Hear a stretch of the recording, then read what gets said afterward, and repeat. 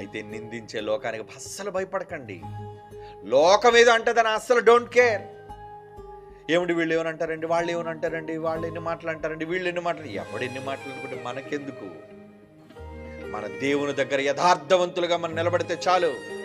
ఊరకనే బలహీన పడిపోయి అయ్యో లోకం అంతా నన్ను అవమానిస్తుంది, చెడ్డవాడిని అయిపోయాను, నేరం ఆరోపించబడింది, ఇంక నేను బతకను, ఊరేసేసుకుంటారండి. చాలామంది ప్రాణాలు తీసేసుకుంటారండి అవమానం భరించలేక.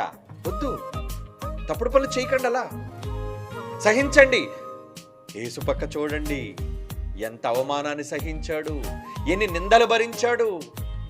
తాను పుట్టినప్పటి నుంచి నింద నింద నింద నింద, చివరికి 2000 సంవత్సరాలైనా ఈ రోజుకి ఆయన మీద, ఆయన జీవితం మీద, ఆయన తల్లి మీద ఈ లోకం నిందలు వేయట్లేదా? వేస్తూనే ఉంది. కానీ వాళ్ళకి ఆయన మహత్యం ఎప్పుడు, ఆయన గొప్పతనం ఏంటో ఎప్పుడు అర్థమవుతుందో తెలుసండి? తృణీకరింపబడిన రాయి. లోకంలోని తృణీకరింపబడిన రాయి.